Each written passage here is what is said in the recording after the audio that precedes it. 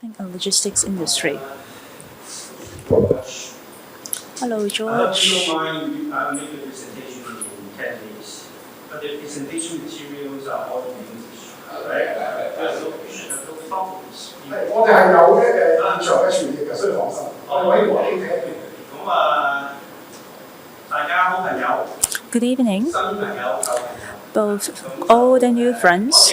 Good evening. All the three speakers, when we prepare our presentations, we have collaborated a little bit. I have chosen the easiest topic. I said I will come first. I'm here to set the tone so that there will be a backdrop for the other two to discuss further. That's why I'm here to talk about the trade outlook. How can we help Hong Kong? How can we help the industry to further develop? Well, this heavy duty is on the shoulders of my next two speakers. This evening, I'm going to share with you some statistics. I would also like to share some thoughts with you.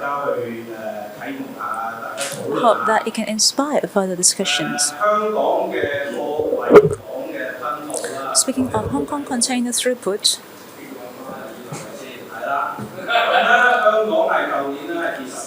last year we have dropped by 14%, and our nearby port has dropped by 0.5%, so we have broken even. So don't say that Hong Kong has dropped for a number of years, and Shenzhen has dropped for the first time last year. This is the ranking of container ports of the world. Here is Hong Kong. It is up to 2022. We haven't got the data of 2023 yet. We believe that we are still dropping. Why? Because we have less than 2 million cargoes and they have 14 million cargoes. As for these years, I think we will roughly have up to 14 million cargoes. Okay, Rotterdam has come after us. If they dropped less than us, perhaps we will be dropping out of the top 10. Speaking of aircrafts, we still rank first. If you look at the number of aircraft in 2023, of course, because the year before next was too terrible, that's why we have an increase of 99%. But actually, we have 276,000 crafts. Compared with 2017, we have a total of 420,000 crafts. So it is quite a drastic drop. We will focus on cargo. We have 4.3 million tons. Compared with our peak, it is not too big a gap. Having said that, Hong Kong's airport is still ranking top. We are still the busiest airport in Hong Kong. Even if we are not catching up to our peak, we are still exceeding the figures of other airports.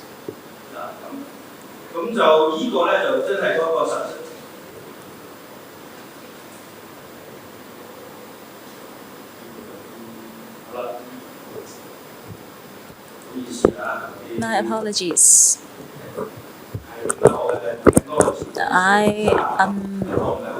Okay, it's not that I'm not tech savvy, I'm just not familiar with this set of equipments.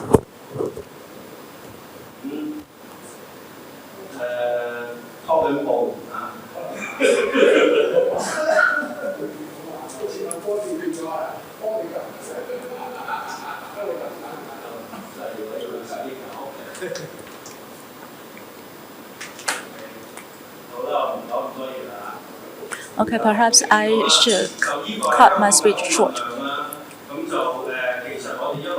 This is the capacity of our air cargo throughput. Although we still rank first, but we have been dropping for a number of years. This is trade by mode of transport. We have air, ocean, land, etc. But we only need to focus on the last item. Speaking of trade by land, we are actually increasing. And transport by river has dropped by 50%. So for those who are focusing on this business, suffer a lot. Looking at last year, 2023, globally speaking, the trade of goods have dropped all over the world, but the trade of services still gained some increase. And what is the pattern? Among the developed economies, we do not perform well. Well, don't think that it is the European countries or the US are not favoring Hong Kong and China. Perhaps the support will be going to Southeast Asia. That is not true. That is not the case. All Asia has suffered. In other words, it is global economy which is going into downturn, not just Hong Kong. If we look at the developing export countries, they are also suffering reduction, especially those who go northbound from the southern hemisphere. They are also dropping.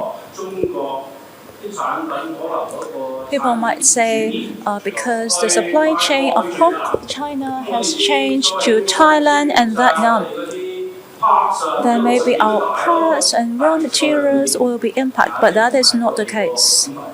So it is not as positive as what we think. Let's look at a number of economies. For developed economies, they have dropped by 7%. For the developing economies, also 7%. So the trade dropped by 8%. So if you look at individual country, for China, export has dropped by 6%, Brazil dropped by 4%, India dropped by 7%. So our production did not simply go to India because India has even a greater reduction than China. For Korea, it has dropped by 11%, not to say Russia Federation. The only location that performed well is the United States. For the import, it's dropped by 4% and export 0%. For Europe, we have a drop in imports by 8% and an increase of 3% in export. I'm not sure if they are exporting ammunition. In another report, it says that China is shifting exports away from the more mature markets, that is Europe and the US, to the global south. But I have just said that the flow from north to the south is not that strong as well. The reason why the total number is still dropping is because the increase from developed market to global south cannot compensate the plummeting of the northbound trade.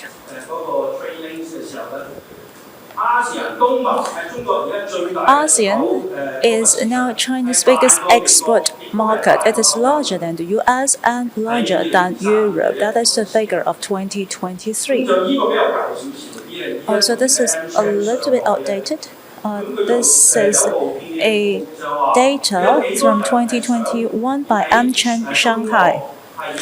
They asked how many people China would like to invest in other countries. They have interviewed over 300 companies, and 63 of them said that new investments will go to places other than China. The majority goes to Southeast Asia, next Mexico, and also India. But of course, it is AmCham Shanghai. So the majority of them are the US companies. And that's why it is only natural for them to invest in Mexico.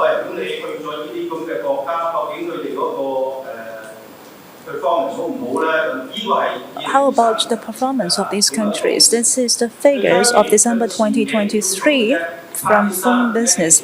Turkey only neutral, Pakistan negative, India slightly positive, Bangladesh negative. They all have a rather negative outlook. This is a more detailed breakdown of what are their problems. If you look at Bangladesh, The CPI is increasing 10% year on year, but the depreciation in foreign exchange is over 3% and the overall reduction is great. How about India? CPI increased by 5%. So the growth is pretty strong. But if you look at Pakistan, CPI, 26% of inflation in 1 year. So the depreciation is 20%. If you do sourcing, procurement, and trading in these countries, it will be very difficult. But of course, we have to look into different commodities. Turkey is even worse. CPI 61%. That means they have a 61% of inflation. As investors, you have to calculate very carefully. Exchange rate depreciate by 33%, but of course they are dealing with different commodities. It reflects the risk and the considerations that you need to have, even for sourcing and procurement. This is in January, the Asian Financial Forum. In the first plenary section, the 5 speakers there, there are 5 speakers there, and 3 of them, as they were giving their final remarks, they talk about uncertainties. Like the poll that we just did, they also did a poll at AFF. So what is their biggest problem? 67% said that it's geopolitical reasons. Then next is the poor recovery of the key economies. But as we can see, political reasons are over-dominant. In the last few years, there are 3 things that I failed to expect or guess wrongly. First one, Brexit. This is something totally out of my expectations. Maybe I lack wisdom. Second, I really cannot understand why US would confiscate Afghanistan and Russia's US funds. It is putting a lot of pressure on the confidence of US dollars. Now you are looking at cryptocurrency. The world is going the US dollars. This is a trend, but you don't need to do something like this. The last one is the tension or the conflict between the US and China. I fail to expect its intensity, scale, and scope. But of course, this is not a famous scholar. Riz Rowe, he is a Singaporean, but I pretty appreciate his remarks. Speaking of the recent Sino-American conflict, he said that each side has made a fatal misjudgment. The US, they have misjudged about the rise of China, because mainly they are targeting at the INT industry. The Americans believe in the game theory that is winner takes all. That's true. The style is, if there is Apple, there is no other products. With Microsoft, there will be no Linux. This is how they operate their business. But China is rather pragmatic. They believe that they are the biggest buyer of Western debt. They believe that they are opening up a huge market for them. With their manufacturing partners, they are enabling American brands like Apple and Tesla to become global leaders. They believe that it is a win-win phenomenon. So why would you hurt me? But that is exactly what happened. Chinese culture is pretty awkward. Chinese people are very pragmatic. Let me cite you an example. Chinese people are never religious fanatics, or, we don't have our official religion. Confucian is not a religion, and Taoism is not a religion. So, in humankind history of 4,000 to 5,000 years, As a country with so many ethnic groups and such a vast piece of land, the number of Chinese people who die from religious war is much lower than any other country in the world. But of course, the conflict has moved beyond economies. They are having conflicts over ideology, culture, etc. Let's take supply chain as a foundation. Is it a lose-lose situation? Yes, indeed. For every 5% of China export to America, that would be a 10% increase in Vietnam's unit price. So who is going to pay? The manufacturers are going to pay. So indeed, they are hurting each other. But when the governments are talking about economic security, supply chain policies, it cannot be ignored by the boardrooms. When you are a board or the executives of a company, you have to pay attention to all these government conversations. It is not something economics, but you have to pay attention to that. Therefore, cost is no longer a major consideration. So how can we do that? First of all, nearshoring, including Mexico, Turkey, Poland, also friendly shoring like Vietnam, India, Malaysia, Indonesia, also onshoring in the US and Europe. When we consider about reshoring, we have to look for a flexible and adaptive, reliable supply chain. We also have to consider about the return of our investments and also how to take care of the raw materials and parts from China. So is it China plus one or China plus N? And people even talk about ABC, and that is anywhere but China. So where exactly shall we go? This is a study in 2022. It says Vietnam is the most attractive, 21%, and the next is Germany and Poland. But after a year, maybe the situation is different now. As we look at nearshoring, we can see who are there to invest and what kind of products are there. For India, mainly electronics products. Germany, automobile. So for Tesla, GM, Foxconn, automobile. For Poland, it's pretty diverse. They have LG, chemistry, air conditioning, and for Vietnam, it's still mainly focused on electronic products.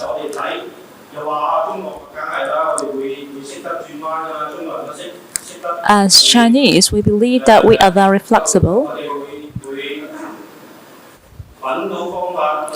We can find our own way. We can invest in Mexico instead of the US. But the major FDI of Mexico is actually the US. Number two, Spain, Argentina. China ranked even lower than China. I don't understand why we're not included because speaking of the figures, we rank above Brazil, but the investment scale is still very little. It really depends on the kind of products that Mexico can offer. The GDP of manufacturing in Mexico is not huge. The kind of industries that they invest is mainly automobile. Number two, parts of automobile, basic metals industries, iron and steel industry. These are the major investment industries in Mexico. Is this something that China is strong at? We'll talk about automobile. Well, yes, China is performing strong in this regard right now, but is it good terror? Because other people can tell.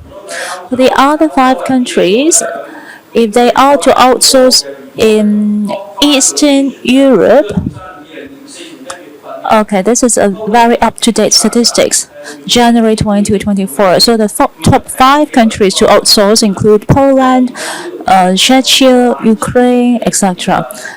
They are mainly talking about the IT market in these locations. The second trend that is certain is political instability. Even for developing world, for both developed and developing world are the same. Do you know in 2024 there are 44 countries that are going to have the election? Taiwan, Russia, the US, and also Malaysia. Over half of the world's population is going to have election this year. When we are suffering economic turmoil, it is only natural to expect political instability as well. Both the atmosphere and the policies will become more extreme. And of course, we're concerned about China. How can China take care of all that? First of all, they have to look for new partners, markets, and investment targets. Not just investments, they have to look for new partners. Southeast Asia, Central Asia, Middle East, and South America are all some potential destinations. Second, new products. I'm mainly focusing on the chips. One of my friends from China told me that China is actually losing out. If you are creating 7 nanometer chips, you are still failing because the others are creating 3 nanometer chips. So what can be the strategy of China? Maybe we don't have to go for the smaller chips. Perhaps my market portion in this area could shrink. But for automobile, I don't need to go small. I can simply use a chip of 7 nanometer. I can compete with you in other areas, including quantum computing. We start on the same starting line, and we can compete on our speed. This is one of the potential strategy. We can always catch up later. At the same time, in many other aspects, China is catching up. We talk about the new 3. Previously, we talked about toys, textiles, etc. But what are the new 3 now? First, EV, electric vehicle, new battery, and also the photographic products. This is actually not performing well in 2023. In 2022, EV has increased by 92%, while the increase of lithium batteries has dropped from 79% to 36%, but it's still growing substantially. And for the solar cells, it is increasing by 3% last year.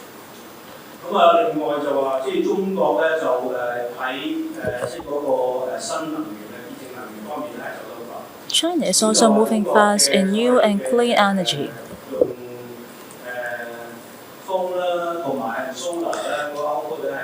The solar and wind energy of China is highest globally.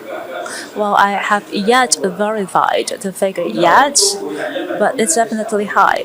And because of that, they will create new batteries and products. That is basically what I observe.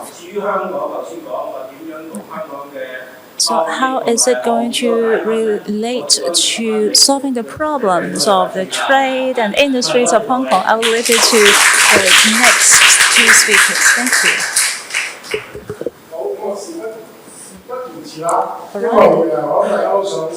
I think you are all eager to learn about what the government have said. Let's leave it to Alex. Hello everyone. Sunny has talked about a lot of problems we have in the economy. I can finish my presentation in 5 minutes and I can leave more time for Elsa.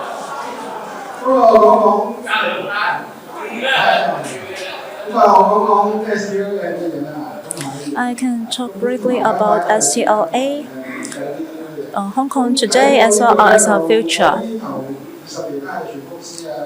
So I have spent almost 20 years in the shipping companies and then business, starting from 2015. I started to serve at different organizations, including STLA. And recently, I have also learned about ESG, and I learned it from Elsa. I started as a seafarer. I have worked at container terminals, shipping lines, and also freight forwarding, 3PL, 4PL, etc.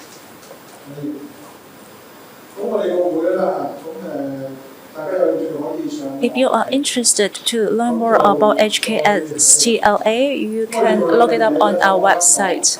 We have 2 major duties to seek the Hong Kong shipping story well.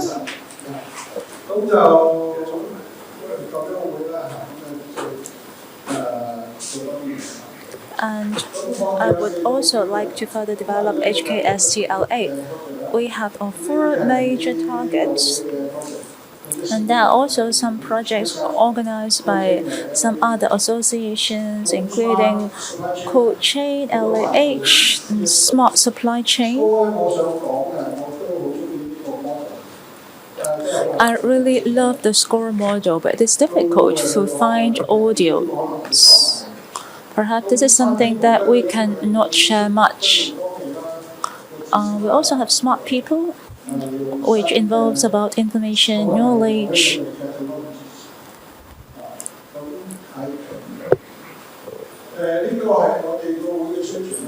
These are some promotion materials of HKSTLA. We are celebrating our 30th anniversary this year. We have a series of events here, which I have highlighted for you. Sunny has given you a very detailed background, and I'm going to talk more about the performance. So how are we doing today? If we look at our air tonnage, we have dropped to the level of 4.2 million tonnage. This is the figure of 2022. Do we have the stats for 2023? I'm not sure. So we have dropped from 5 million to 4.2 million. I'm not sure if we will continue to plummet. According to the airport authority, they have a very aggressive plan, including the 3rd airport runway. And they want to boost the annual number to 10 million. I'm talking about the cargo travel. And for passengers, it targets at having a total number of billions. For container throughput, we have a total of 24 million when we ranked first. Till last year, we only have 14 million. A few years back, I was optimistic as well. Even when we are dropping to the level of 18 million, I still believe that our routes and our services are competitive enough, but we cannot drop any further. However, during the pandemic, we continue to plummet, as you know it. And we also closed our borders. In 2023, the trend continued. We have much few goods in the logistics industry. Well, because the source has shrunk. This is quite a good figure because for ship registration, we rank 4, going above Singapore and London. we have a lot of ship owners coming to register their ship in Hong Kong. For LPI, Logistic Performance Index, both LPI and CPP1 comes from World Bank. For LPI, we rank 10th in 2023. Singapore ranked number 1, and none of Chinese cities have become one of the top 10. There are a total of over 130 countries in this survey. For CPPI, okay, this is not CPP1, it's CPPI. We rank the 7th. We are also looking into the shipping turnaround and efficiency, and Hong Kong ranked 7th. I read a report yesterday that is Maritime Transport Review. This is an UNCTAD report. Speaking of our container per move, Hong Kong is the fastest. 0.3 minutes per container move. China, 0.4 minutes per container move.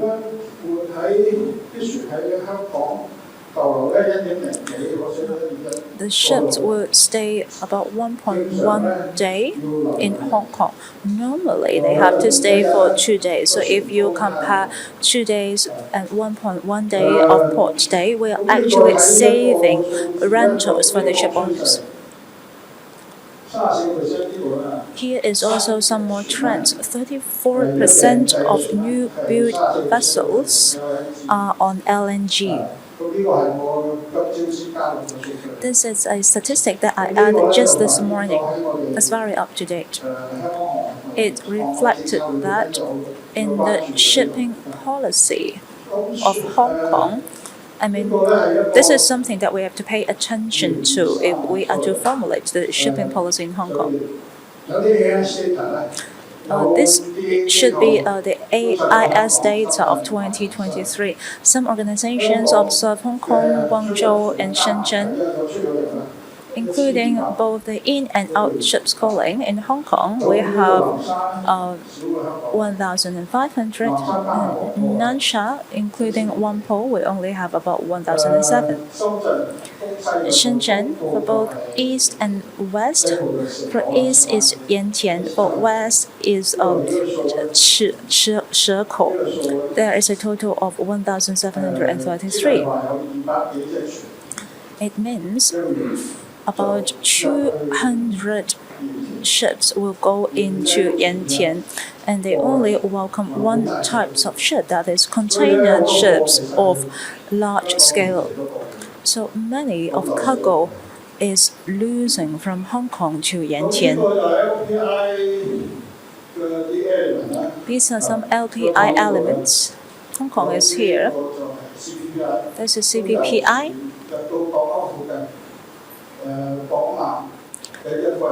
So from arriving the port, from fastening the lines, from the first leave all the way to the exit, all points of activities are covered.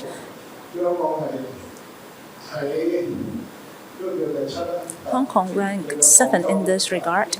Guangzhou performed a little bit better than us, and Shekou performed poorer than us. This is a survey covering over 200 ports. This is another chart that we cannot explain in economic terms. If we look at the GDP, we always believe that the number of containers will go with the GDP.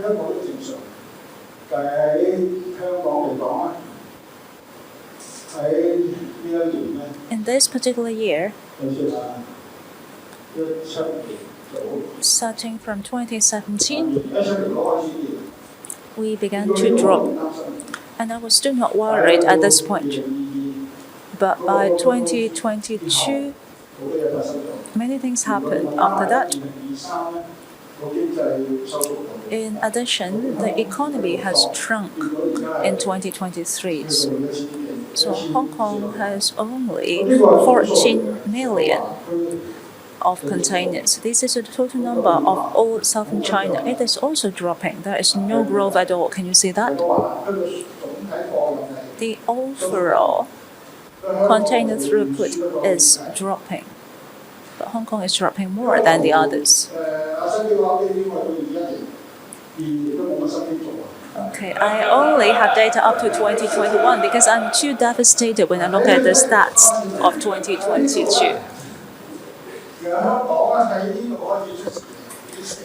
Do you see the stars here? This is when we lost our competitive edge. We continue to drop. Okay, this is the point when I do not want to talk about it anymore. I believe that there are reasons behind.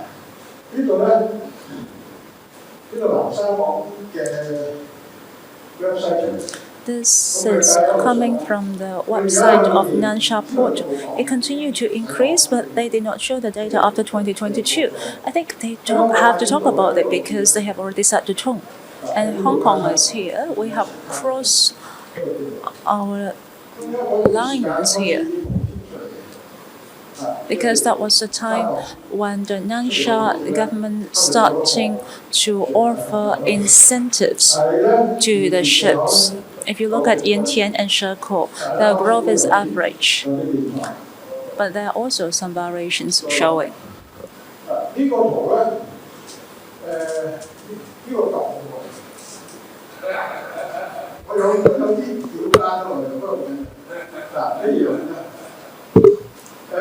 There should be some animations on this map, but anyway, Nansha is right here. It is not a deep water bay. It is a piece of reclaimed land. This is Shekou Wan and Dachan Wan. If you look at the water, it is very clear on this side, and the Yantian port is right here. Hong Kong is also having a prime location. Where is Hong Kong? Hong Kong is right here. What I would like to highlight is, well, you might think there are so many containers going to Nansha, and what are the reasons? Is it because it is easy for them to get into that port? Not so. What is this line? This is the Hong Kong-Zhuhai-Macau Bridge. The ship cannot go through. And this is a Chek Lap Kok. This is Lama Island. Then this is the Lama Channel. When they reach Qing Chau, immediately they will go into the port of Hong Kong. It's very speedy. If they have to reach to Yantian and Shekou, they have to pass through this point.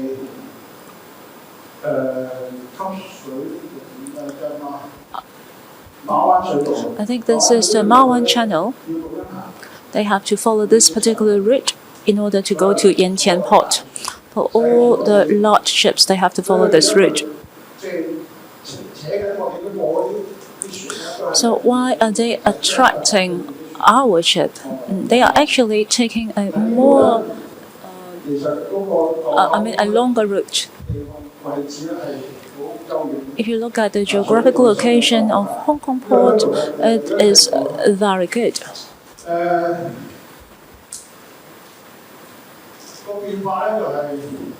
So what has changed? Before 2010, Nansha has created their port in 4 different phases. They finished the 4th phase last year, which covers around 4 million containers. This is Shiwan, and they are able to cover 3 million containers per year. This is Yantian. This is still under construction. It shall be completed in 2025-2026. It can also cover 4 million containers. So the goods that originally come to Hong Kong will move upwards because they have sufficient capacity. So it is only natural for them to take our inflow of containers. So these are the 2 main reasons. Here is another map.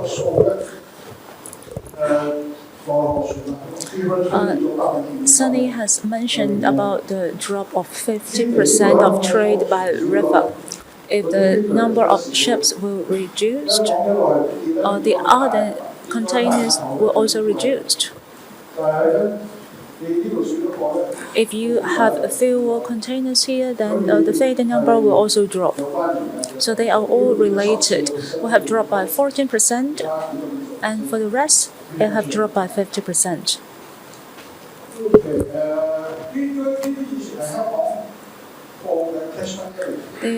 These are the catchment area for Hong Kong's containers, but now mainland China have their own facilities, so they do not need to pass through Hong Kong anymore.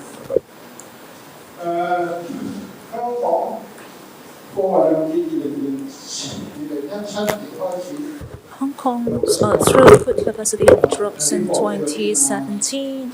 People started to ask questions. To where did we lose our container? And the government has no idea what to do.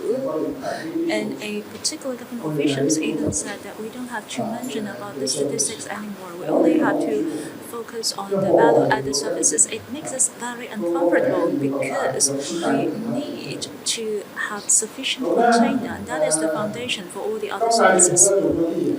This administration has done quite something. They have put together a number of action plans.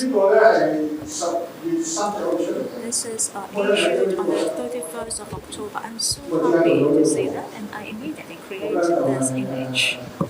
There are 5 major directions.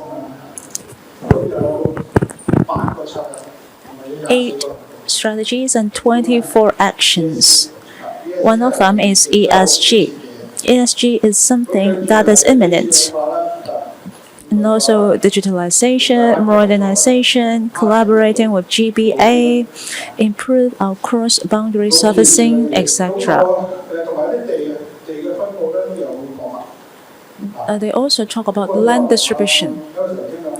When I discussed with Elsa just now, we still find it very difficult. It is difficult to go by sea. Logistics by land is even more difficult. These are the 4 major action plans that we need to study. I haven't seen them before. They have come up with this kind of action plans. They have listed out everything that they want to do. This is something that we can ask the government. In the past, everything is hidden, but now everything is transparent. The first one is the action plan on modern logistic development.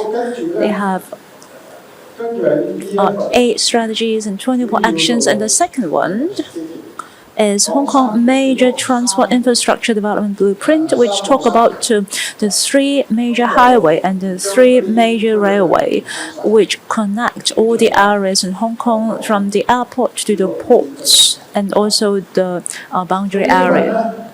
The border area. This is the development of the airport. The vision is to have 10 million tons of cargo and also 120 million of passengers. They believe that it could happen because of all the other collaborating stores. But I'm not sure if these plans can be materialized. But if you look at this figure, you know that this triangle is very reasonable. They distribute different functionalities. I'm going to show you another figure of Singapore later on. If you look at air travel, apart from the capacity,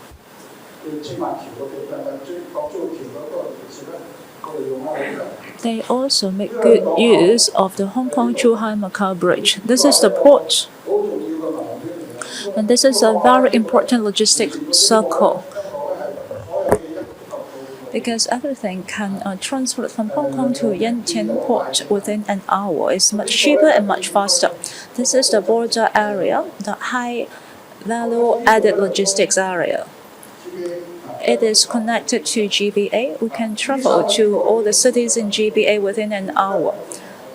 So we are talking about within 30 minutes of traveling time. This is a very reasonable plan. There is also a trade single window, a port community system, and air cargo data platform. If all these platforms can be connected, then our efficiency can be greatly enhanced. Whether or not we're going to have goods coming in is another issue. These are some summary that I conducted previously. Hong Kong has already laid a good foundation in terms of smart infrastructure. This is repeating. I already covered CPPI. For the larger ship, it will take longer handling time. But in overall, it takes shorter time to handle each cargo.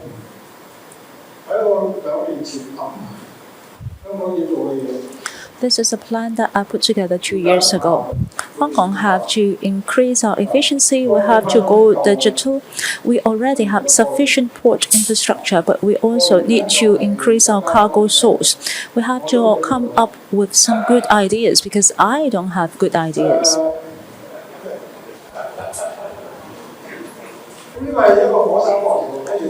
This is a triangle, right? We need oxygen, heat, and fuel in order to start fire. Likewise, if we have cargo with all the infrastructures we have, we can surely start our fire again. This is a comparison between Hong Kong and Singapore. In China, we have Shanghai, which is Eastern China, and we also have Southern China. For these two spots, we have 70 million of cargoes. These can also go to both US and Europe. In the past, Hong Kong has all the advantages before China has created their own ports because Hong Kong is at the forefront. We should learn from Singapore. For Singapore, it has about 30 to 40 million. Actually, a lot of them is transshipment.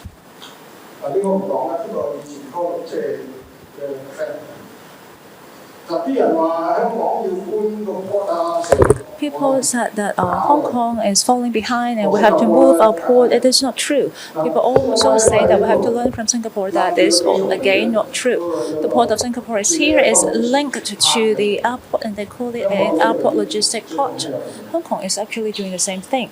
The port in Singapore is located at the city center, nearby Sentosa. There is limit to the sea level. It is also causing traffic congestion. The depot is nearby. After they move,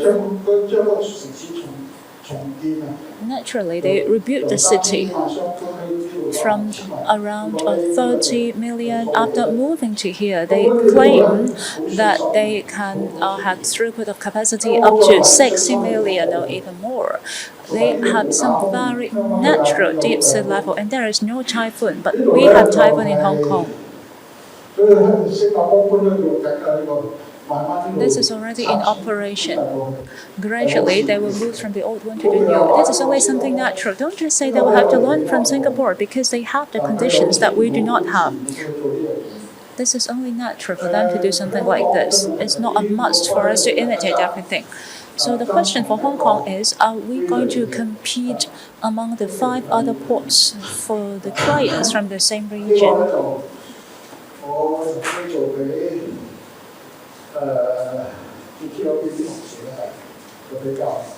And this is a comparison that I've created previously, but I'm not going to go into details.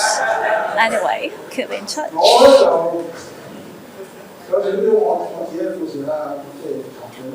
And as I said, I am a seafarer, and this is my first shipping company, and also work at MTL.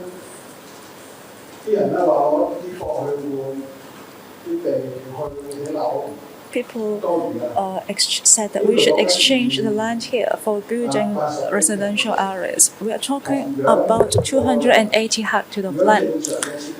Under a normal design, we need land that is 2 to 3 times larger in order to match our throughput capacity now. The location here is highly efficient. Moving a port is something very foolish because the location right now is very good. It shelters the ships even from typhoon. Although the water level is not the deepest, but if you look at the neighboring areas, it's very difficult for you to look for another location with similar sea level and good connectivity. Here is QR code. Please feel free to scan it and stay in touch with me. I would like to hand over to Elsa. Thank you, Alex. Okay, we have heard about a lot of analysis and we are all interested in opportunities. This is your expertise, Elsa.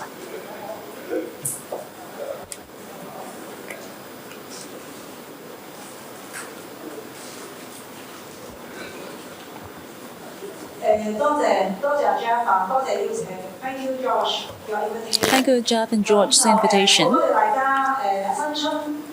Thank you, all of you. You know, we are still having holiday mood from the Chinese New Year. I don't want to bore you all, but we are also very concerned about our future. My two previous speakers have given you so many questions. It's up to me to answer. I have so much pressure on me because I'm the last one to speak. As Jeff has mentioned, trade and logistics in Hong Kong has taken up quite a major portion of our economy. We are one of the major 4 pillars. We have taken up around 23.7% of the total GDP. For logistics, we're taking up 6.2% of total GDP. Looking at employment, we are hiring 600,000 plus people. So it's about 5.1% of employment. 16.6% are employed in the trading and logistic industry. For those who are only working in the logistic industry, 5.1% of total employment. So what are some potential imagination? What are things that we can do? I come from Hong Kong Logistics Association. There is something we call art. Art of logistics. What does that mean? If you have come visit us, you would have heard from me about this art. My two previous speakers have talked about a lot of hardware. Originally, we have good hardware and equipment. But we don't know why we have lost our edge. So what are our remaining strengths? We have our people. We have agility. We are very sensitive and flexible. This is the potential of Hong Kong people.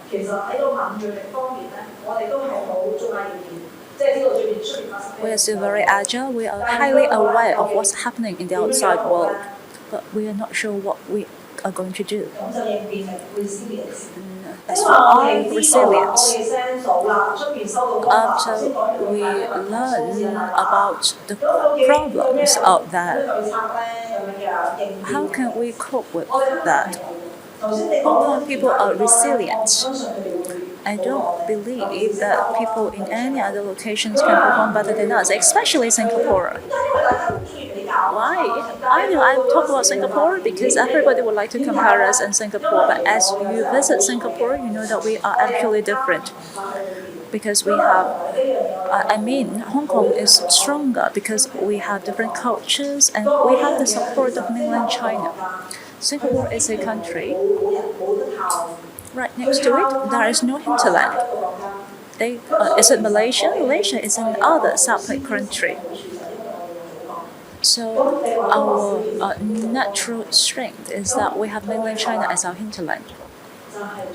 Finally, transformation. After you learned about questions you want to adapt, then you really have to adapt. You should walk your talk. If you look at the statistics, you should be well aware of all the problems. We should not just sit here and wait. We really need to transform. We have to think of new business model and directions. This is something that is pressing.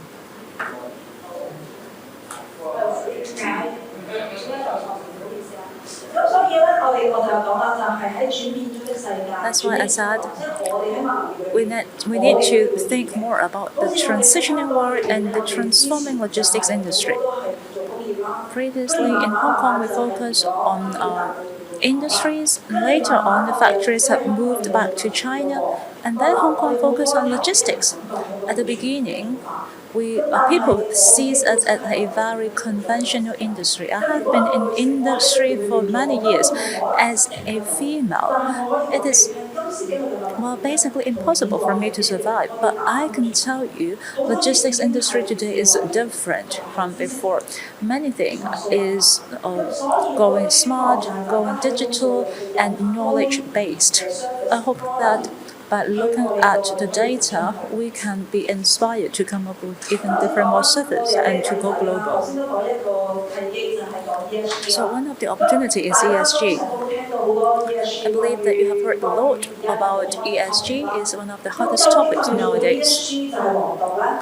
So is ESG our trump card? Is it a sure-win formula? I've spent 2 years of time doing research about ESG in our association. So as I look into this, I believe that this is a must-do. The later you do, the more you have to catch up. Or maybe you can't even survive. You won't even be able to find your entry tickets. So what can we do? How can we do it? How can we rebuild our image?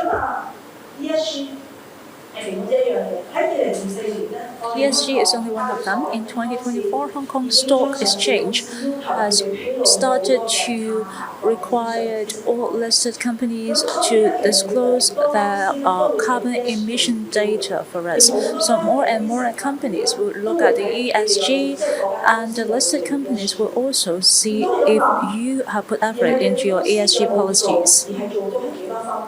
And what are your ESG scores? But for you just don't focus on your score. You just consider whether or not you are focusing on ESG, because if you are not doing anything about ESG at all, you can't even be a listed company, or you can't do business with them. Because if you do not do ESG, you can't even submit a tender. Basically, previously we focused on P3L, and my clients will receive tender, and I will prepare tender for them every year. Previously, they will ask, do you do ESG? They will only ask yes or no.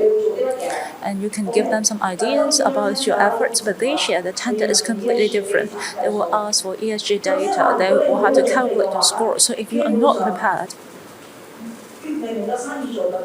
basically you will lose this existing customer.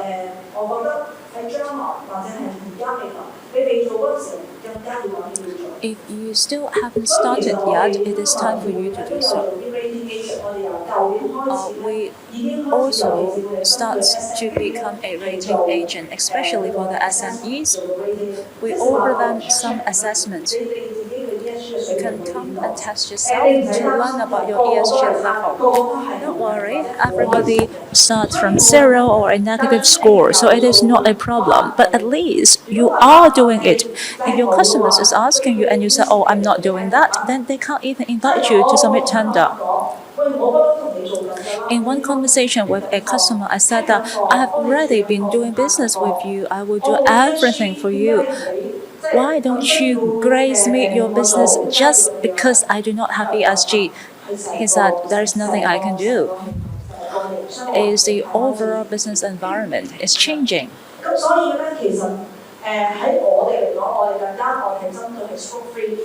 We focus on scope 3. For scope 1 and 2, we don't have to pay attention to that. because we cannot be up to that level. For Scope 3, you have to focus on both your upstream and downstream supplier. So it's even more important for SMEs to do ESG. Why? Through achieving ESG, we can help integrate our own company. First of all, we can enhance ourselves. The workflow will be standardized. It will become transparent. Our pain point is high cost and loss of talents, so no one would like to join our industry. But if the workflow is standardized, anyone can join your business. And that is how you retain your talents. Especially for SMEs, everything is manual. Nothing is systematic. But if you go for ESG, then all your workflow will become systematic and transparent. So you will not really be relying on anyone in your company at all because you have a system. It is also easier to attract new blood, because ESG is the gimmick, is the buzzword.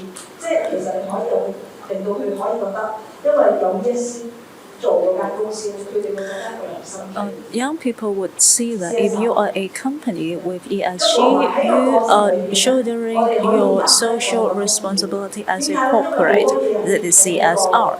Second, it helps reduce risk because everything is transparent and the workflow is standardized.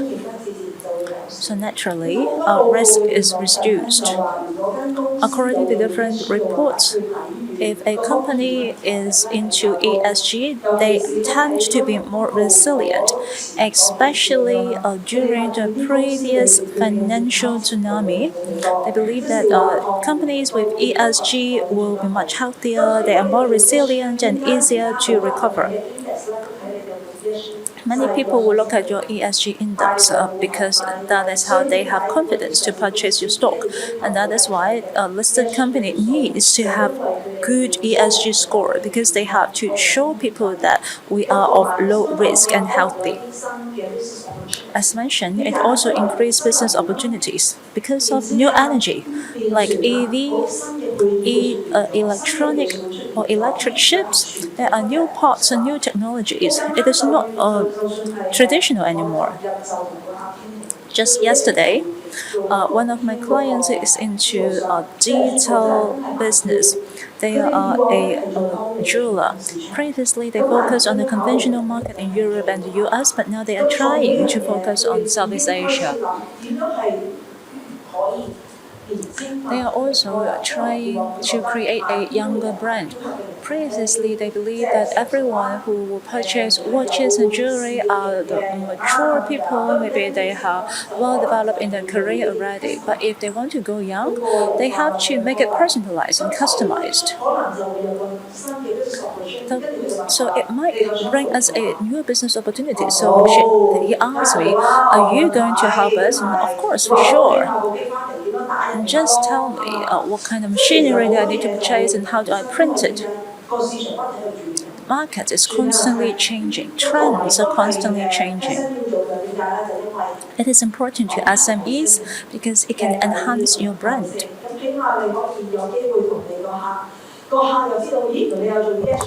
If the clients are aware that you have put effort into ESG, they will appreciate it. And their headquarters in the US also will focus on ESG. If they go for ESG, they will have a butterfly logo on their products, which is accredited in Europe. They also believe that it stands for CSR. This is something a lot of people will buy in. Especially in Europe and the US, people are educating the consumers to look into the suppliers. Previously, we will always show loyalty to a particular brand, or we will do business with the brands that are of good quality. But that is not the same anymore. Good is not good enough. They will also look into the ingredients. Is it nutritious? These are the things that they will consider. They will also see if this corporate is doing CSR. It is only then they will do business with you. So the consumers are being educated to make such decisions. They educate consumers since a young age. Therefore, last year, we have conducted 3 seminars and luncheon to provide information and opinions. I don't think that the large companies are able to achieve everything. They will have their own pain points as well, because they have so many different departments. Maybe different departments will go into different directions. On the other hand, the SMEs, because of the small scale, it is easier for them to move towards the same direction. If it is only beneficial to you, why not do it so that you can further upgrade your company? Second, professional accreditation. In the past, you seldom have any professional accreditation. But do you think that the workers in this industry are very experienced and they are also very resourceful? There are many knowledge available among them, but we never accredited them.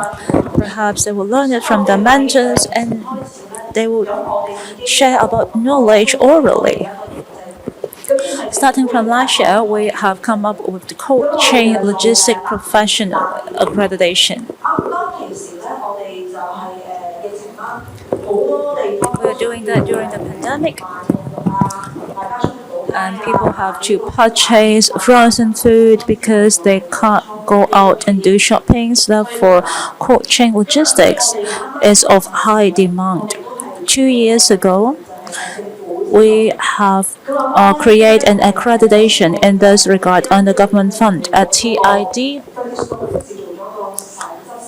we first create this code of practice, because we never had a code of practice. People always based on their experience.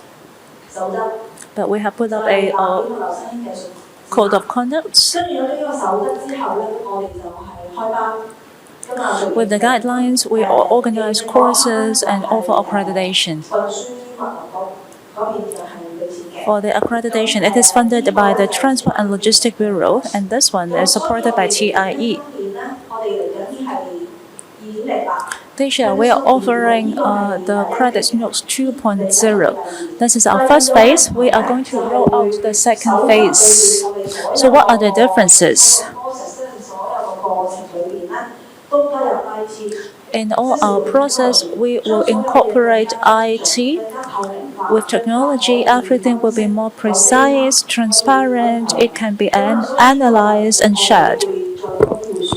This is something that we are going to do. We are collaborating with HKQA on this project.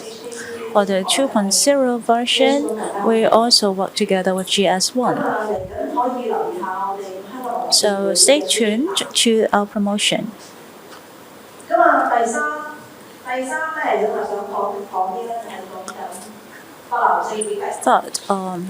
The third point is Logistics 4.0. I think you're all familiar with that. People are familiar with Industrial 4.0. We have been discussing a lot about progressing ourselves, but then the Productivity Council has rolled out Logistics 4.0. Truly, we are falling behind. If we look at the report, we are not up to score 1. Many of us score only 0 or even negative numbers. So we really have to pick up faster. If we are going Logistics 4.0, all the factories require logistics. We are very important. In the post-pandemic era, the supply chain is completely different. The businesses is in a completely new normal. You cannot resolve the problem with your experience or your old knowledge. The supply chain is completely different, as I mentioned. We have to go smart. We don't have to require people to make phone calls to ask for a shipping date. We need to have a platform for people to quote the price, to check the date. You can't make any phone calls because there might be lockdown or maybe there is no staff. So you have to rely. You cannot rely on the traditional routes. Even the border between Hong Kong and China has closed, so many traditional ways cannot be relied on anymore. We have to be smart. We have to rely on data and platform so that it can be boundless. And there is no time limitation. That is how we continue to survive. We are also very lucky because Hong Kong has never been locked down, but mainland China had. But we are the collateral damage. Although the figures have been plummeting, but at least our port has not been fully suspended. Our airport has never been fully suspended. We are still running 24/7.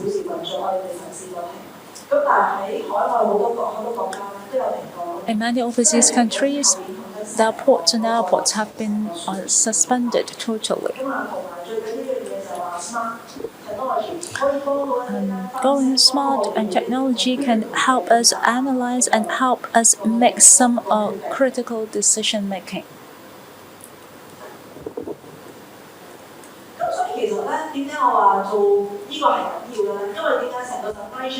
That's why it is so important. The whole supply chain has to be transparent. We have to be able to visualize everything.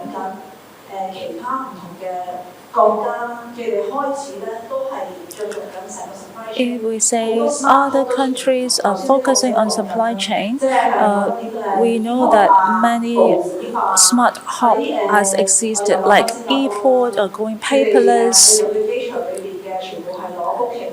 When we go into a Singapore airport, you can be able to generate your e-token.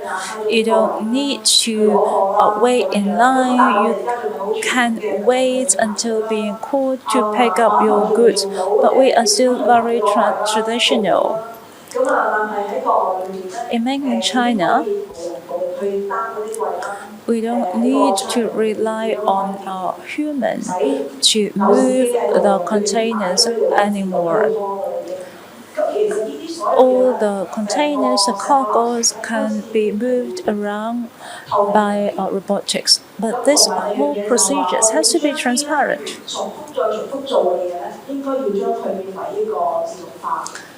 There is also room for automation, especially for the repetitive task. Now that's how we can retain talents. We have to ask them to do some higher level tasks, and for the repetitive tasks, we have to leave it to the computers. Next, real-time tracking. After you order the goods, where is it now and where did it ended up? People are all very nervous about the goods, especially during the pandemic.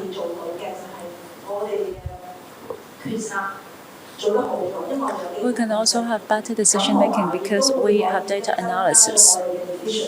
It also helps improve our efficiencies, and we can also have better forecast. It is very helpful because we can predict the question, and it also helps us to plan better so that we will not be caught off guard. With different data, we will be able to conduct more analysis. This is something that can be applied in our business, like smart container, smart pilot. We'll be able to track our containers, what is our inventory, what are our TMS, do we have a high our occupation rates? How about our WMS? How much space has been taken? These are all Logistics 4.0 is about. It is beneficial to both the users and our end users. It is giving them a boost in confidence because they will be able to track the assets and inventory. This is something truly positive. From OurTV and GBA, I have to talk about the two of them together. Previously, we will always rely on Europe and the US as our traditional major markets. If you look at OurTV, we have a lot of alliance members.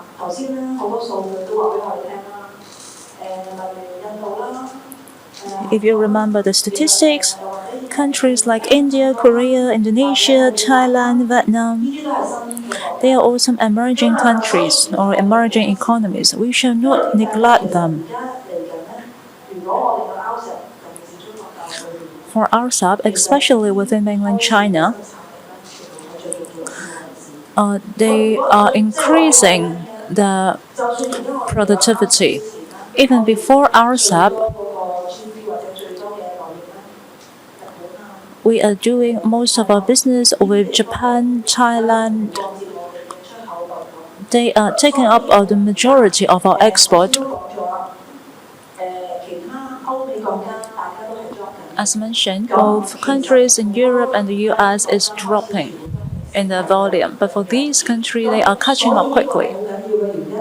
So this is very important, because we can make use of these newly launched policies to come up with new business directions. OurTV has given us a 99% of tax incentive for the automobile industry. I think the greatest automobile manufacturer is in mainland China and also its parts.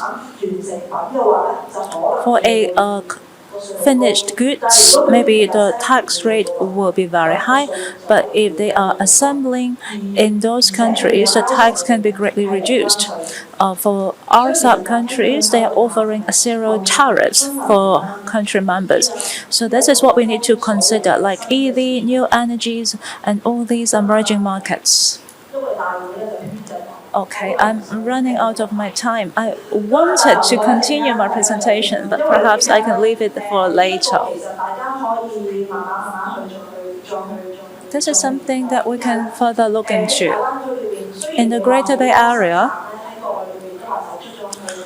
although many manufacturing has moved towards Southeast Asia, I travel every single month last year. I go to Europe, the US, and also the Southeast Asian countries. It is not as well as you expected in these countries, because the infrastructures of these countries is incompleted. It is impossible for them to boost the production overnight. Like Vietnam, they only have this size of a river. They cannot increase their throughput. Many major factories have relocated to Vietnam, not Ho Chi Minh cities, but Hanoi. But what kind of factories are we talking about? Korean factories, American companies, they have the competence to negotiate about that piece of land. Do we stand a chance? No. Hong Kong people don't like to work in large scale. The Koreans are different. In Hanoi, they will purchase a whole piece of land or even a whole village. And all the other related parts will develop each of their factories in the surrounding areas. Basically, the whole region is given to these Korean companies. And for each stocking area. They have the service equal to a terminal. They can finish all the testing and it can be shipped to the highway directly, because these outside companies are helping Vietnam to develop. But as a company from Hong Kong, do you believe that we will enjoy these benefits as well? I don't think so. In mainland China, we have already built up the facilities, but now they would like to cut costs. Is it a must for us to look for the lowest cost? Consumption power of Southeast Asia is catching up. So it is not necessary for all the manufacturing to go outside China. Some of them might return. Okay, please allow me for 1 to 2. Please allow me to introduce about association for 1 to 2 minutes. We are a not-for-profit association. We are the first organization that focuses on logistic and supply chain management. We have already established for 27 years. We have 12 different councils. We have 8 standing committees. As I said, we have coaching logistics, ESG committee, and I&D. I think we are the only association with such R&D. Because we want it to be a little bit academic. We want to have such research to support what we're talking about. And also we have Youth Development Committee, Industrial Affairs Committee, etc. As for our vision and mission, just last year I have led a Bangkok business mission. We are conducting a field trip there. Maybe we can give you more details later on. We will also educate our next generation. There are 2 tours. One is for the adult, the other are for the students. We visit Lasanda. They are some in-coaching companies. We also bring them to visit different ports and facilities. We have been nurturing our next generation for 12 years. We brought them to different locations every year so that they will understand about the development of logistics of different locations as well as the development of Hong Kong. It's also enabled them to learn different things. Starting from last year, apart from the university, we also promote about logistics at secondary schools. So last year we have put together this competition which is called Logistics in Your Eyes, which is a short video competition. That's it. Thank you, Elsa. Okay, time is running short. Let's move on to the next session. We have invited 2 members to interact with our 3 speakers.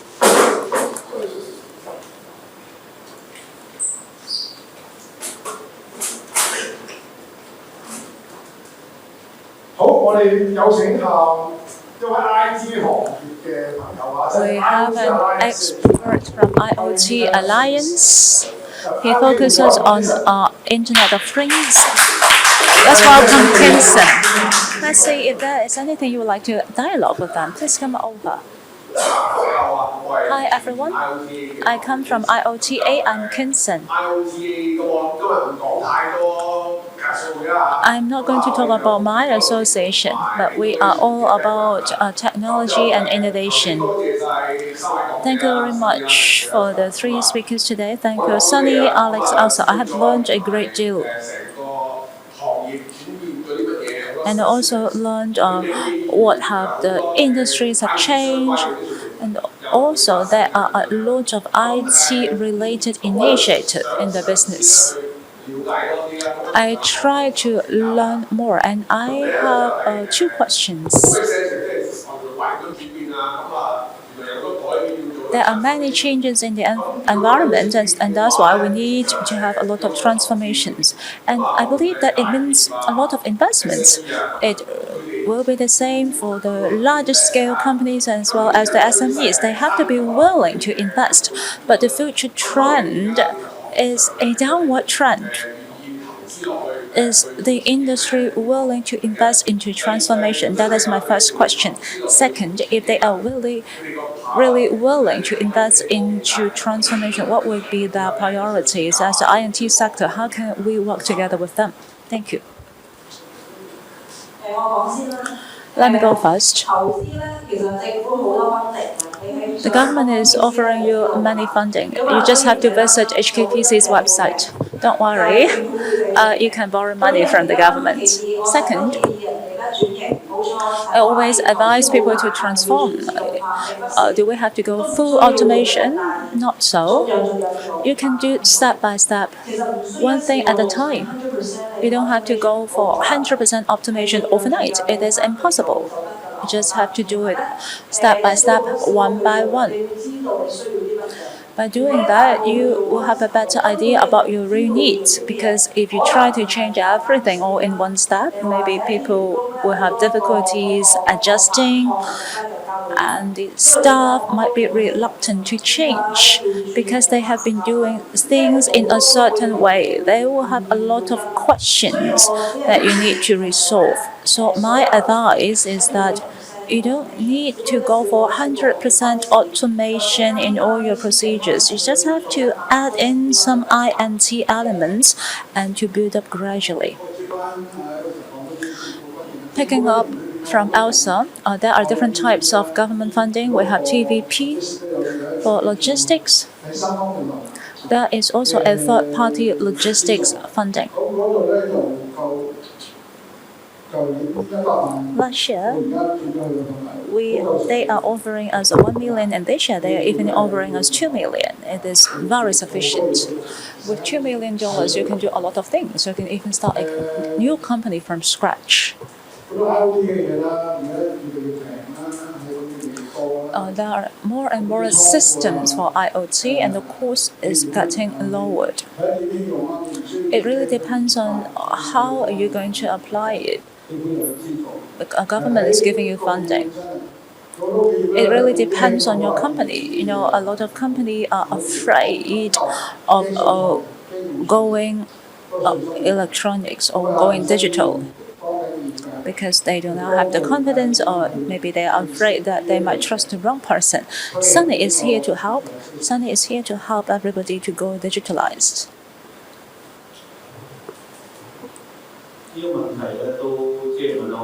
This is a very good question. Very substantial question.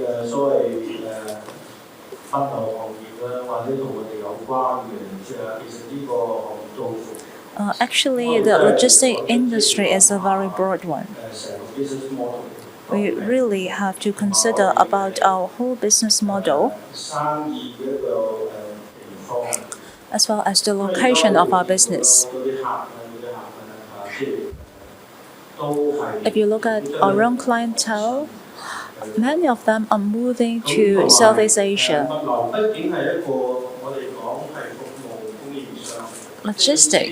Logistic company is a service provider.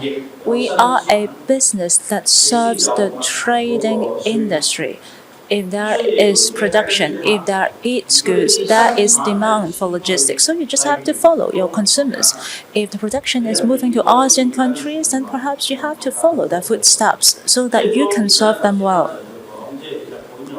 Just now, Elsa has said for Japan, Korea, even Taiwan, they will have their own conglomerate, like Samsung. When Samsung moved to a certain locations, there are suppliers, the logistics companies will also follow suit.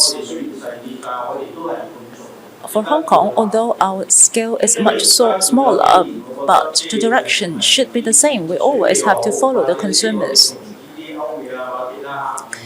In recent years, we still have a good relationship with the European and the American companies. They are relying on you to come up with a food service solution because they do not want to go to Laos or Bangladesh.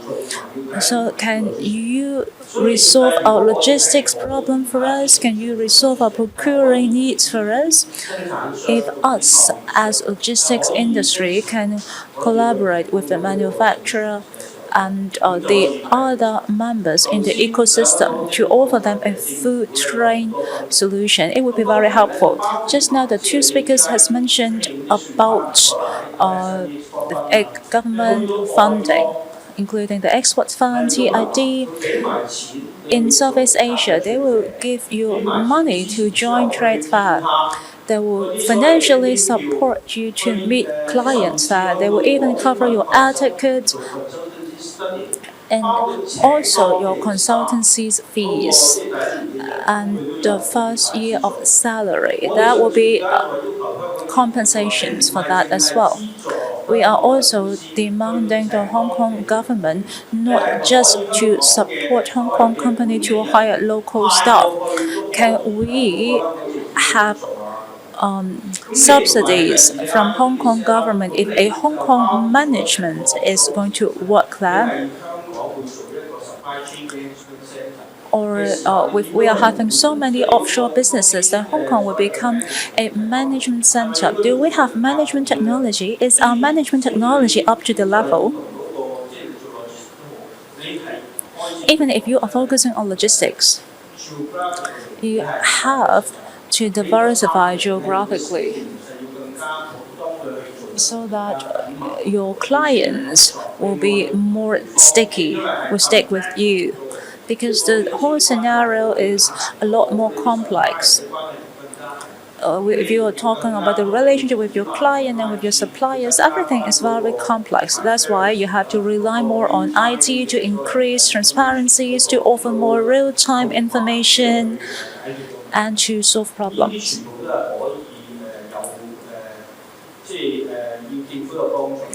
We do need government support, and I also hope that the industry can work closer with the INT sector. We have been talking about LTM, that is logistic trade and manufacturing. We need to be integrated together in order to do the business well. Thank you, Kinson. Any follow-up questions? Okay, I am ambitious. I have a follow-up question. Thank you for the insight on how to invest. What are your views about investing on automation and transformation? Any insight on the priorities of investment? Let me try first. I believe that the two other speakers will also supplement. There are actually a number of studies in this regard. Just now, Elsa has already given you the key point. You don't need to become the most advanced all at once. You have to find out what you truly need first. It also depends on your financial status. You have to go for ESG. To do ESG, you need to acquire data. Then that will be your priority. Or if you are facing labor shortage, then how can we offer our customers with some speedy information? Where is the cargo? What is your stock level? Maybe your clients would require such stock report. Are we going to still do inventory check manually? If that is the case, then you need to have WMS. You also need to understand about the needs of your clients. How advanced should your WMS be? There are a lot of customization and onshore packing. If your business is of a smaller scale, shall that be your priority? Or maybe for a GMS, maybe you need to have feed management system. Perhaps they should be your priority. And you say, I only need to do our contract. Then you can just look for a company that can offer you such information and integrate the system with them. You have already covered everything. I don't have anything to add.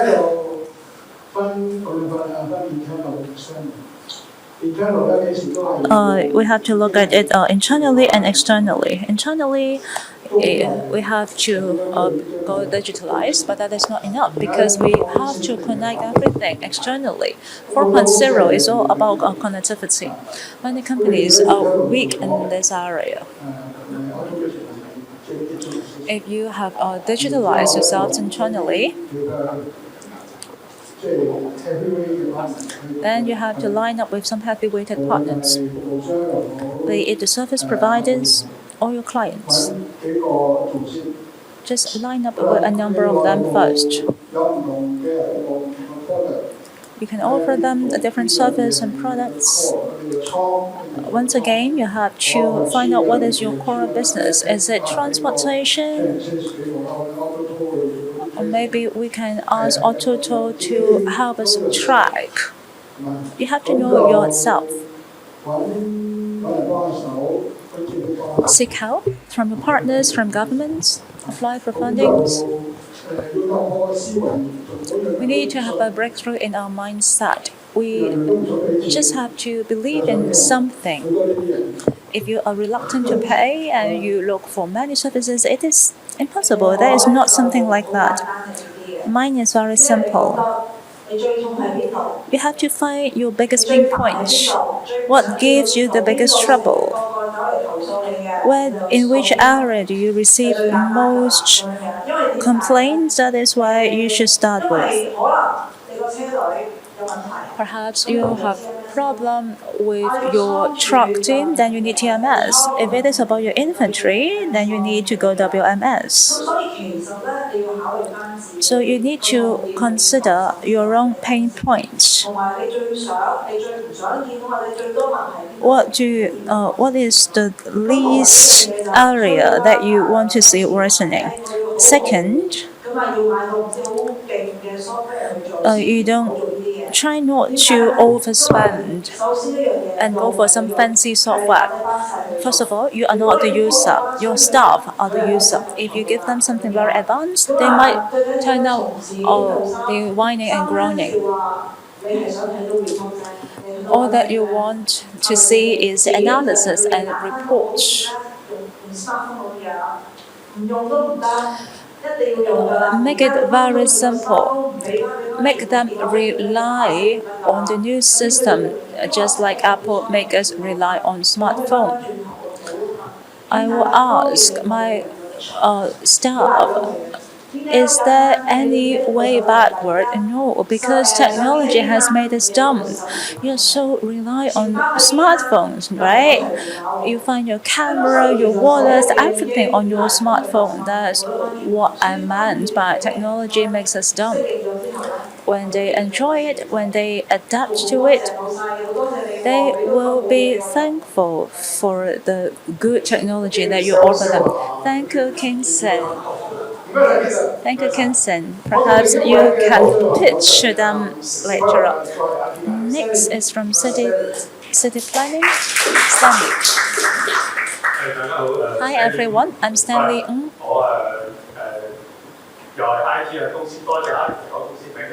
Thank you.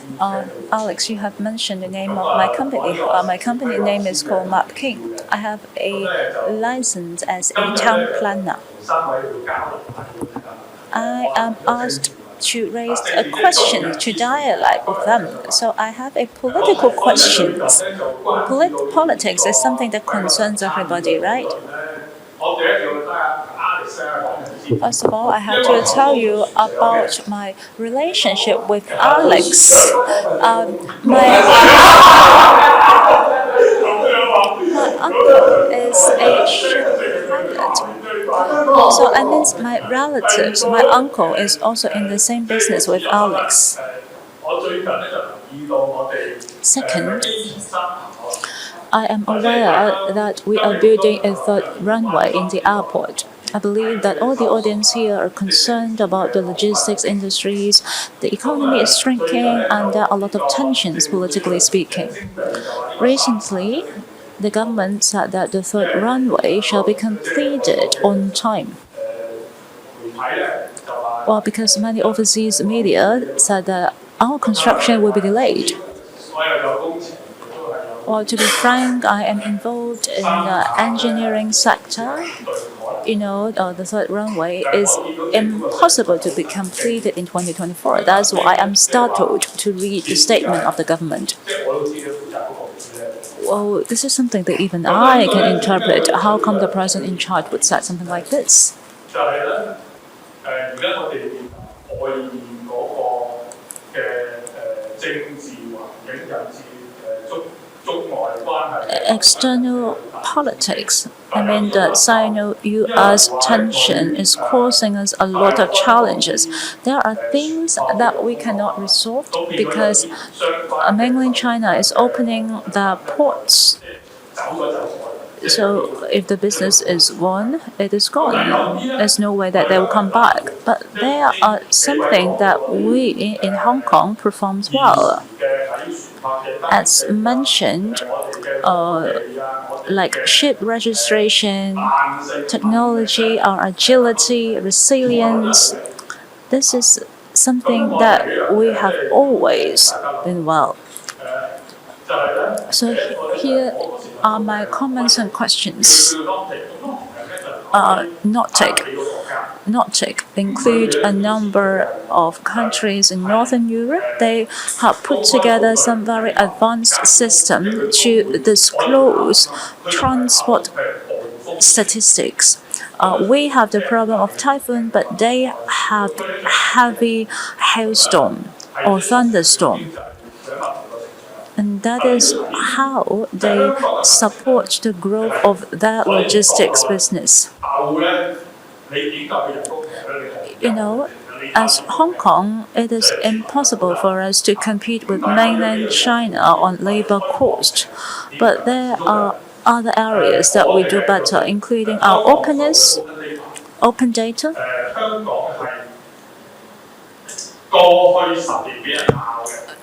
In the past decade, people have been criticizing us in this area. Even the Legislative Council criticized our government on our open data. But up till today, we do even better than the Singapore government. I spoke with a minister in Singapore, and he also agreed with my conclusion. On the other hand, mainland China's government is very conservative in the area of open data. So this is one of our strengths that I would like to remind you all. Second reminder, I'm running out of time, so this is my question. I'm a town planner, and many of my classmates are working at the planning department. They do have some questions, including the transport by river. As for the transport by land, land resources is another issue, because not everything can be moved to the upper level of a building. Some have to be on street level. Even for Singapore, not everything is moving upward to the higher levels. Is their strategies really workable? Do we have to supervise the Hong Kong government? 2 weeks ago, when I read about the statements on the third runway, I was really startled. So my question for you all is, actually it is related to something what Elsa just said. Last year, when I visited Hanoi, many people were enjoying Caribbean barbecue because many Koreans were visiting that. On the other hand, if we have a Hong Kong village there, then maybe people will be enjoying wonton noodles there.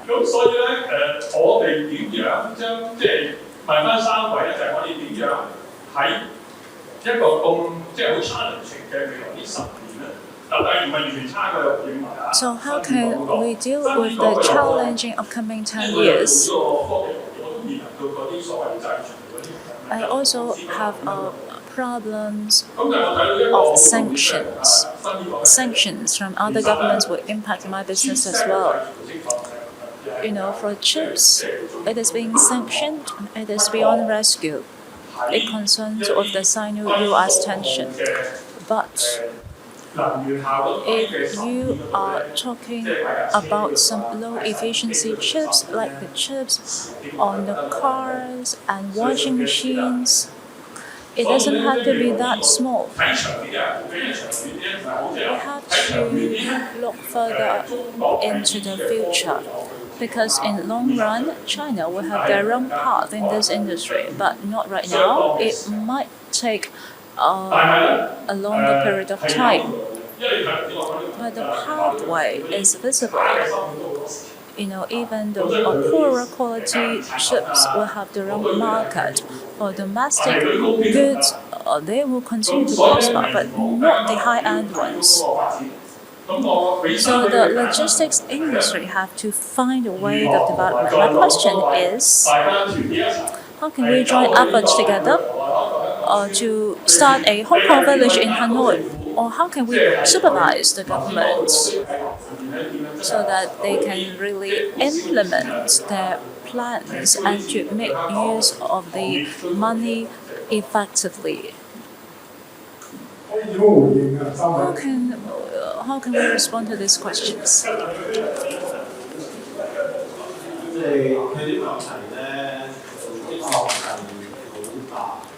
These are all big questions.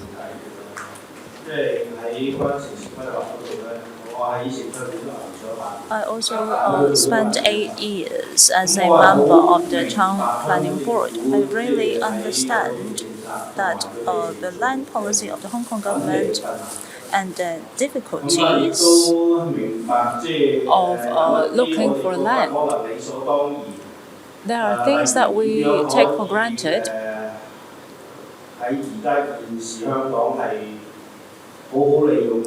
For example, how can we make good use of the brown land or the green belt, the neighboring area of the green belt, or even the taboo, that is the country parks.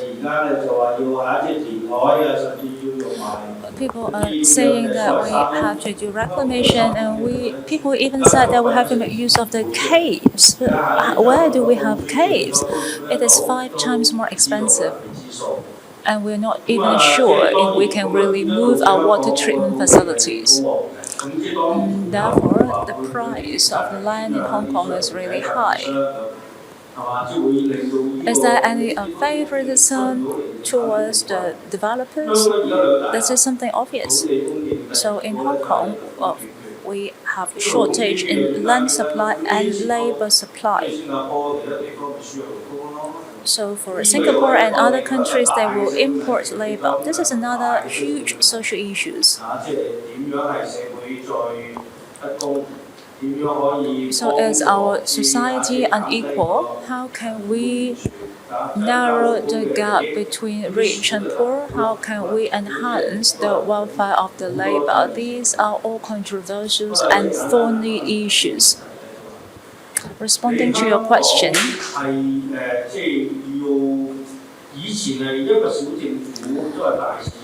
usually Hong Kong government believe in a strong market and a weak government, but I believe that we can see it very clearly in the last 2 decades. For many industries, without government support, it will be difficult for them to come up with a favorable business environment.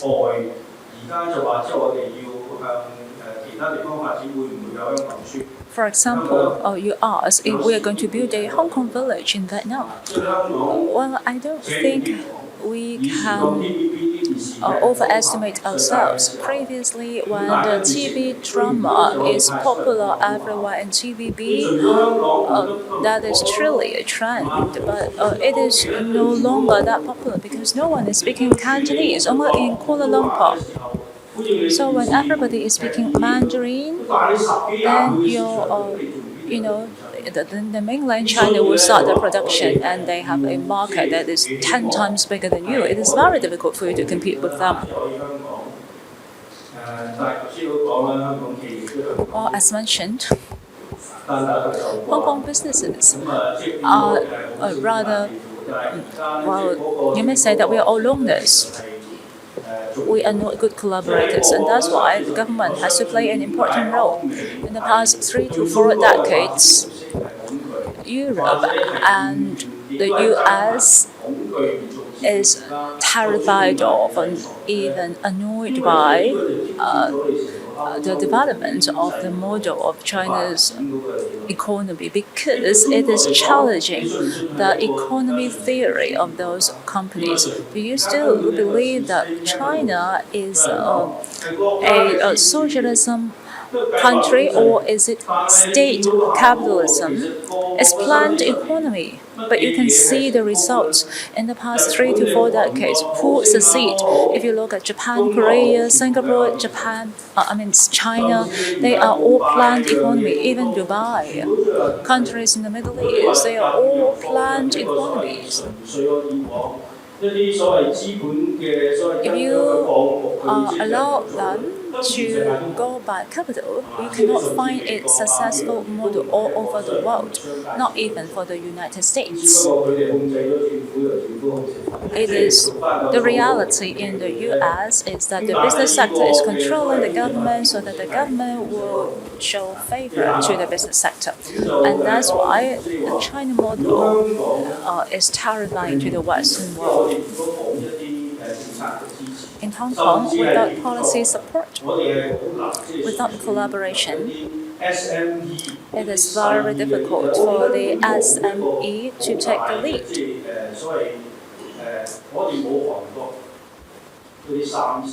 We do not have a company like Samsung, Daewoo, Hyundai, and we do not have the Japanese brand like Marubeni, Sony. They are some large-scale conglomerates. Taiwan have the INT policies. They have the Technology Institute. So from Honghai, Taifu, all the way to Tsinghua University, Peking University.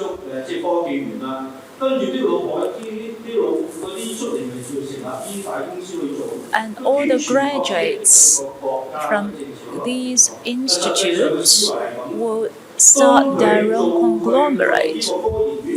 When they start their R&D center in the 60s, Hong Kong government is only starting the Productivity Council. We only have 20 headcounts for 600 factories, but for the other countries which invest in R&D, their headcount is tens and hundreds times more than us.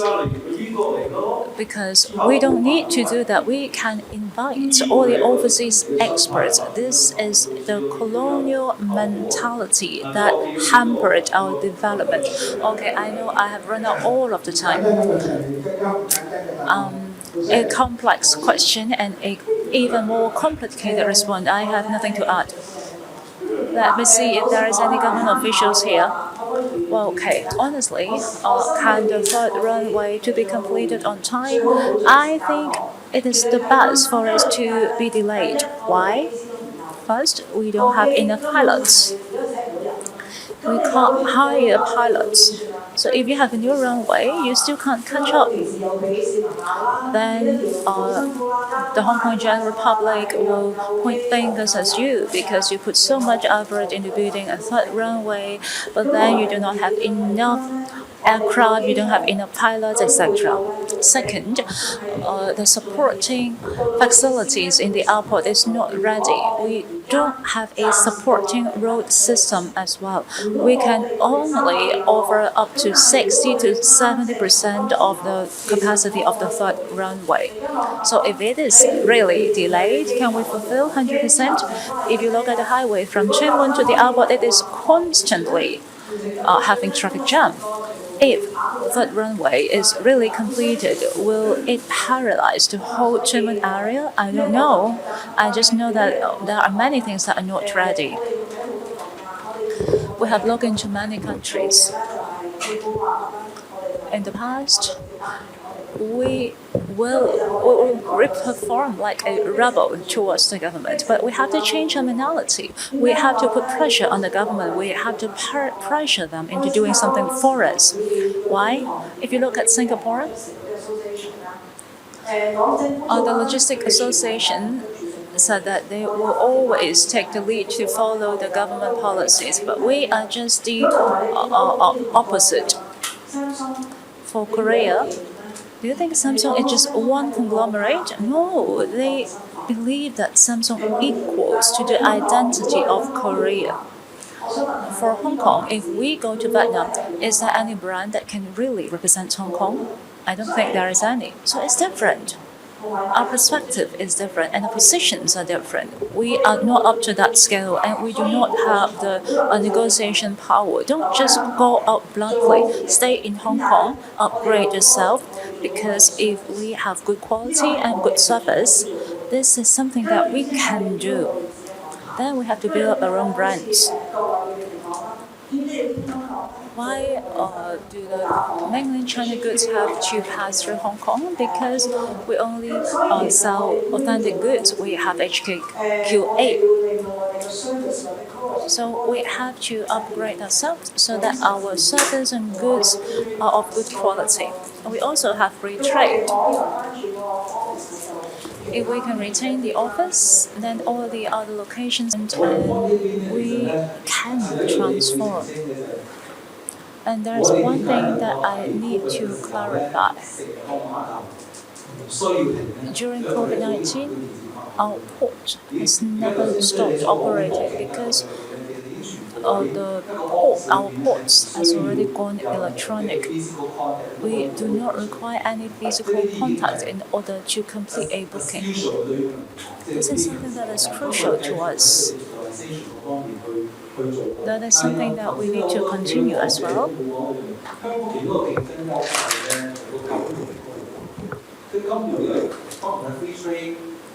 Finances and other competitiveness of Hong Kong as well.